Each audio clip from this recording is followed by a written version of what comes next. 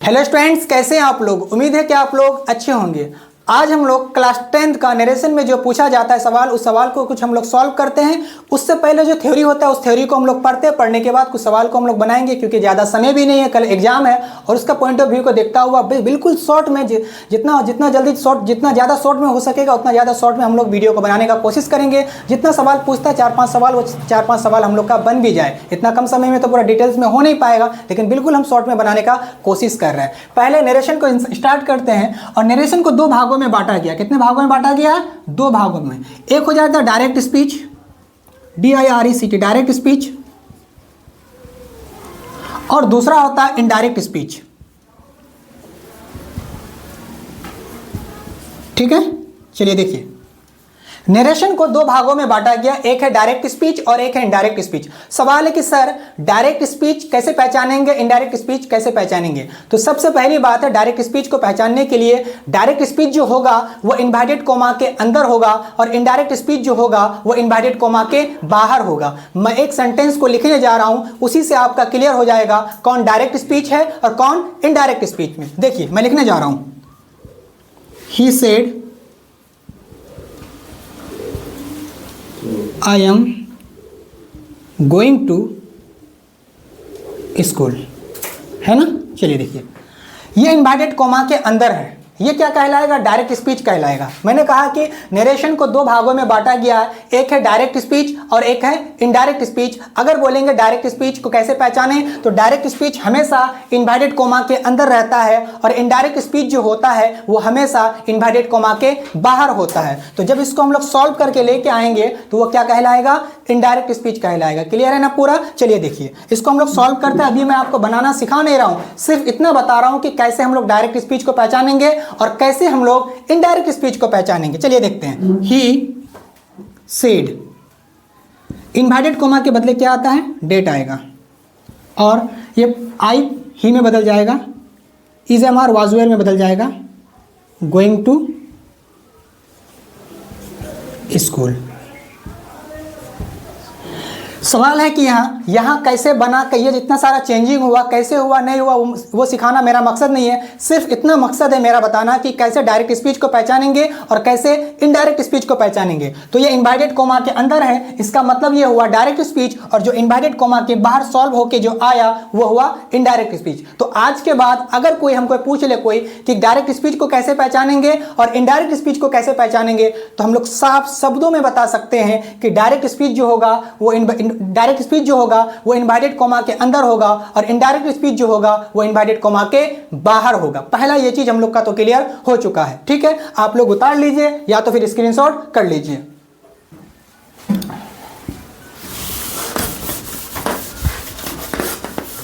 अब सुनिए, जब हम लोग डायरेक्ट से इनडायरेक्ट बनाने जाएंगे तो अगर सेंटेंस मेरा असर्टिव रहेगा, क्या रहेगा? असर्टिव सेंटेंस रहेगा, तो पहला चीज इन्वर्टेड कोमा के बदले क्या लगेगा? डेट लगेगा। मैंने पहले ही कहा कि ये मैं बिल्कुल शॉर्ट में बनाने जा रहा हूं। अगर नरेशन में को पूरा डिटेल्स में पढ़ाने जाएंगे तो कम से कम अगर 20 से 25 मिनट का वीडियो बनाए तो कम से कम 10 से 15 वीडियो बनेगा, तब जाकर पूरा क्लियर होगा। मैं फिलहाल बस इतना चाह रहा हूं कि इतना कम समय में ज़्यादा से ज़्यादा स्कोर हम लोग क्लास 10 में कर ले, क्योंकि 4 से 5 ऑब्जेक्टिव पूछ लेता है। तो आप अगर ये वीडियो को देख भी लेते हैं तो आराम से आपका 4 से 5 नंबर आ जाएगा। ठीक है, तो सबसे पहले अगर सेंटेंस मेरा, अच्छा इससे पहले एक चीज और मैं बता देता हूं, एक होता है रिपोर्टिंग वर्ब और एक होता है रिपोर्टेड स्पीच, उसको भी जानना जरूरी है। ठीक है, चलिए देखिए, he said I am going to school. देखिए सबको देखिए। चलिए कि मैंने कहा कि डायरेक्ट स्पीच किसको कहेंगे, इनडायरेक्ट स्पीच किसको कहेंगे। बेहतरीन तरीका से हम लोग का क्लियर हो चुका है कि डायरेक्ट स्पीच हमेशा इन्वर्टेड कोमा के अंदर रहेगा, और इनडायरेक्ट स्पीच जो होता है वो हमेशा इन्वर्टेड कोमा के बाहर रहेगा। इसमें 1% का भी कोई हम लोग का डाउट नहीं है। ठीक है, अब दूसरा पॉइंट आता है, एक होता है रिपोर्टिंग वर्ब और एक होता है रिपोर्टेड स्पीच। तो सुनिए, रिपोर्टिंग वर्ब किसको कहेंगे? जो इन्वर्टेड कोमा से बाहर होता है। क्या मैंने क्या कहा? जो सबको इधर ध्यान दो, सबको फोकस करो बोर्ड की तरफ। जो इन्वर्टेड कोमा के बाहर होता है उसको रिपोर्टिंग वर्ब कहते हैं। क्या कहते हैं? रिपोर्टिंग वर्ब कहते हैं। सबके बोर्ड की तरफ देखिए, जो इन्वर्टेड कोमा के बाहर होता है उसको रिपोर्टिंग वर्ब कहते हैं, और जो इन्वर्टेड कोमा के अंदर रहता है उसको रिपोर्टेड स्पीच कहते हैं, रिपोर्टेड स्पीच कहते हैं। बस ये मोटा मोटी बात को आप दिमाग में रखिएगा ना, आपका सवाल बन जाएगा। बस एग्जाम में सवाल बनना चाहिए, उसके लिए ये वीडियो को देख लीजिएगा, ठीक है।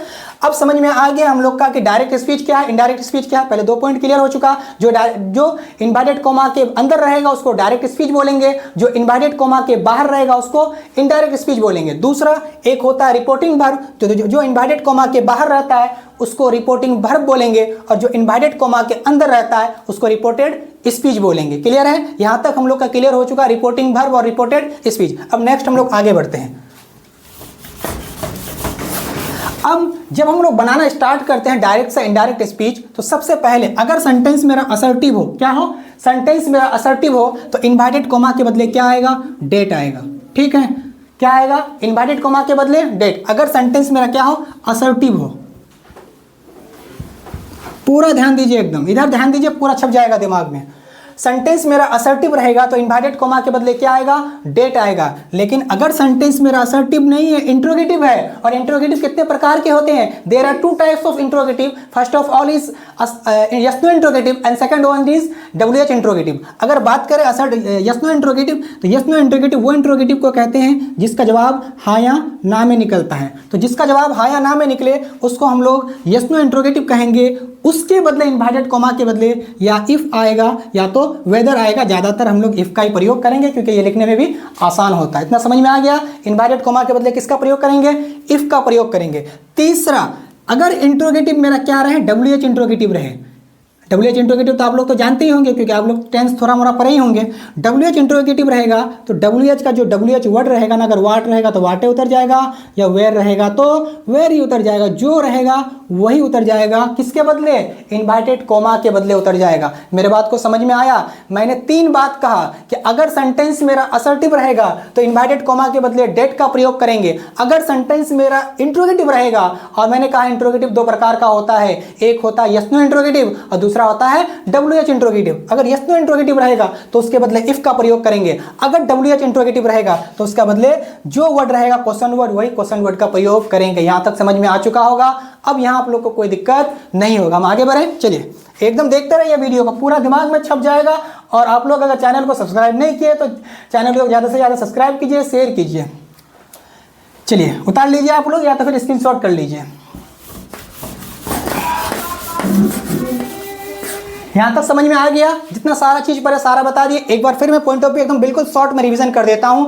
डायरेक्ट स्पीच इनवर्टेड कॉमा के अंदर, इनडायरेक्ट स्पीच इनवर्टेड कॉमा के बाहर हो गया। रिपोर्टिंग वर्ब जो इनवर्टेड कॉमा के बाहर होता है उसको रिपोर्टिंग वर्ब बोलते हैं। रिपोर्टेड स्पीच जो इनवर्टेड कॉमा के अंदर रहता है उसको रिपोर्टेड स्पीच बोलते हैं। फिर यह भी मैंने कहा कि डायरेक्ट से इनडायरेक्ट बनाते वक्त क्या करना पड़ेगा, सेंटेंस रिपोर्टेड स्पीच का मेरा असर्टिव सेंटेंस है तो उसके बदले डेट का प्रयोग करेंगे। ठीक है, अगर सेंटेंस मेरा यस नो इंट्रोगेटिव है, क्योंकि इंट्रोगेटिव भी क्वेश्चन मार्क भी सवाल वाला क्वेश्चन भी 2 प्रकार का होता है। यस नो इंट्रोगेटिव है तो उसके बदले हम लोग इफ का प्रयोग करेंगे। अगर WH इंट्रोगेटिव है तो जैसे का वैसे ही क्या हो जाएगा, उतर जाएगा। ठीक है, यहां तक समझ में आया। नेक्स्ट अब हम लोग जो बात करेंगे, एक होता है, सुनिए, अगर रिपोर्टिंग वर्ब मेरा रिपोर्टिंग वर्ब मेरा सेड है, सेड के बाद अगर ऑब्जेक्ट है, प्रिया से सुनिए, सबको इधर ध्यान दीजिए बोर्ड की तरफ। अगर रिपोर्टिंग वर्ब मेरा क्या है, सेड है, तो इस सेड के बाद अगर टू है तो ये टोल्ड में बदल जाएगा। याद रहेगा ना सबको, सेड है और ये सेड के बाद अगर टू है तो वो टोल्ड में बदल जाएगा। अगर रिपोर्टिंग वर्ब मेरा क्या है, से के बाद अगर टू है तो वो टेल में बदल जाएगा। क्लियर है? अगर रिपोर्टिंग वर्ब मेरा सेज है, सेज के बाद अगर टू है तो वो टेल्स में बदल जाएगा। इतना सारा बात को दिमाग में रखना है। वीडियो को बिल्कुल स्किप नहीं कीजिएगा, सिर्फ वीडियो को देख के चला जाइएगा, आप लोग का 5 का 5 ऑब्जेक्टिव बन जाएगा। ठीक है, सुनिए, रिपोर्टिंग वर्ब अगर क्या है, सेट टू है, सेट टू के बाद अगर सेट के बाद अगर ऑब्जेक्ट है तो वो टोल्ड में बदल जाएगा। रिपोर्टिंग वर्ब अगर सेट के बाद टू, से के बाद टू है तो टेल में बदल जाएगा। रिपोर्टिंग वर्ब अगर सेज के बाद टू है तो वो किस में बदल जाएगा, टेल्स में बदल जाएगा। बोलिए, किसी को कोई 1% का दिक्कत है? नहीं। कब ये बदलेगा, जब टू रहेगा, टू के बाद हर हाल में ऑब्जेक्ट रहेगा ही। समझ में आया मेरे बात को? तो सेट टू टोल्ड में बदल जाएगा, सेट टेल में बदल जाएगा, सेज टेल्स में बदल जाएगा। इतना सारा बात आप लोग का दिमाग में पूरी तरह से छप गया होगा। लेकिन अगर रिपोर्टिंग वर्ब मेरा सेड के बाद ऑब्जेक्ट दिया हुआ नहीं है, इसका मतलब कि टू दिया हुआ नहीं है, तो सेड का सेड ही रहेगा, से का से ही रहेगा, और सेज ये सेज है, सेज का सेज ही रहेगा। बात को समझ में आ गया ना मेरा? हाँ, तो अगर इस फाइनली यही बात हुआ कि अगर टू लगा हुआ रहेगा तो वो बदलेगा, नहीं लगा हुआ रहेगा तो वो नहीं बदलेगा। ये किसके लिए है? ये असर्टिव सेंटेंस के लिए, सबके लिए लागू फिर नहीं होगा, ये असर्टिव के लिए। अगर यही मेरा इंट्रोगेटिव हो जाएगा तो ये फिर क्या हो जाएगा? सेड टू, अगर सेड के बाद टू रहेगा तो वो आस्क्ड में बदल जाएगा। ठीक है, सेट के बाद, हाँ, अगर इंट्रोगेटिव रहेगा तो वो किस में बदल जाएगा? आस्क्ड में बदल जाएगा। ये से तो ये भी किस में बदल जाएगा? आस्क्ड में बदल जाएगा, और ये आस्क्ड में बदल जाएगा। हो गया? समझ में आ गया ना? पूरी तरह से दिमाग में छप चुका होगा। अब हम लोग आगे काम करते हैं, आप लोग उतार लीजिए या तो फिर स्क्रीनशॉट कर लीजिए। बिल्कुल वन शॉट है, हम बिल्कुल चाह रहे हैं कि आप लोग का सवाल बन जाए। पूरा डिटेल्स में पढ़ाने के लिए आप लोग को ऑफलाइन में आना पड़ेगा, और ऑफलाइन में क्रिएटिव क्लास यहाँ को चल रहा है, क्लास 2-3 बैच चल रहा है, तो आप लोग आइए ज़्यादा से ज़्यादा, और आज फिलहाल ये वीडियो को देखिए और आप लोग का अच्छा खासा नंबर आ जाएगा। ठीक है, चलिए अब हम लोग क्या करेंगे, हम लोग बनाना अब इसमें क्या बोलता है कि इन्वर्टेड कॉमा के बदले डेट का प्रयोग, या जो भी हम लोग सीख गए, से इफ़ का प्रयोग या WH क्वेश्चन वर्ड का प्रयोग हम लोग सीख चुके हैं। अब हम लोग जो करने जा रहे हैं वो किसका? रिपोर्टेड स्पीच के अंदर ना प्रोनाउन का चेंजिंग होता है, वो बहुत सारा चेंजिंग है, वो बहुत सारा क्या है? चेंजिंग है। तो जो भी अगर रिपोर्टेड स्पीच के अंदर प्रोनाउन होगा ना, प्रोनाउन हमेशा चेंज करेगा, याद रहे। कुछ भी डायरेक्ट से इनडायरेक्ट बनाते वक्त आपको इस बात का ध्यान रखना है कि रिपोर्टेड स्पीच के अंदर जो भी प्रोनाउन आएगा ना, सारा का सारा प्रोनाउन का क्या होगा? बदलाव होगा, चेंज होगा। ये एक बात समझ में आ गया सबको? कोई दिक्कत है इसमें? नहीं। तो रिपोर्टेड स्पीच के अंदर जो भी प्रोनाउन होगा, सारा का सारा प्रोनाउन का क्या होगा? चेंज होगा। और तीसरा, उसका टेंस का चेंज होगा। अगर सुनिए कहाँ टेंस का चेंज करेंगे, ये बेहतरीन तरीका से समझ लीजिए। अगर रिपोर्टेड वर्ब मेरा पास्ट में है तभी जाकर टेंस का चेंज होगा। अगर रिपोर्टिंग वर्ब मेरा पास्ट में नहीं है तो टेंस का चेंज नहीं होगा। मेरे बात को समझ में आया? हम क्या बोले? हाँ, रिपोर्टिंग वर्ब अगर मेरा पास्ट में है तो टेंस का चेंज होगा, और रिपोर्टिंग वर्ब मेरा पास्ट में नहीं है तो टेंस का चेंज नहीं होगा। मैं एक क्वेश्चन ले रहा हूँ और बनाने का कोशिश कर रहा हूँ, अब सारा चीज़ इसी में हम समझा देंगे। He said to me, ठीक है, I am going to school। ठीक है, इसको हम लोग बनाने जा रहे हैं। आप लोग देखिए, मैंने जितना सारा चेंज होगा ये सारा कर लेंगे। देखिए मैंने क्या कहा कि ही का ही, ठीक है, सेड टू किस में बदल जाएगा? टोल्ड में बदल जाएगा। मैंने पहले ही कहा कि अगर ऑब्जेक्ट रहेगा, अगर टू लगा हुआ रहेगा तो ये सेड किस में बदल जाएगा? टोल्ड में बदल जाएगा, और मी तो ऑब्जेक्ट हो तो ये रहेगा ही। और मैंने क्या कहा था? अगर सेंटेंस मेरा असर्टिव रहेगा तो इन्वर्टेड कॉमा के बदले क्या आएगा? डेट आएगा। तो इन्वर्टेड कॉमा के बदले क्या आ जाएगा? डेट आ जाएगा। यहाँ तक समझ में आया? चलिए अब आगे देखिए। मैंने कहा कि अगर रिपोर्टेड स्पीच के अंदर जो भी प्रोनाउन होगा, सब प्रोनाउन का क्या होगा? चेंज होगा। इसमें प्रोनाउन कौन है? आई। आई कौन सा पर्सन? First person. देखिए आप प्रोनाउन का चेंजिंग थोड़ा बता देते हैं, इतना कम समय में इतना डिटेल्स में पूरा बताया नहीं जाएगा।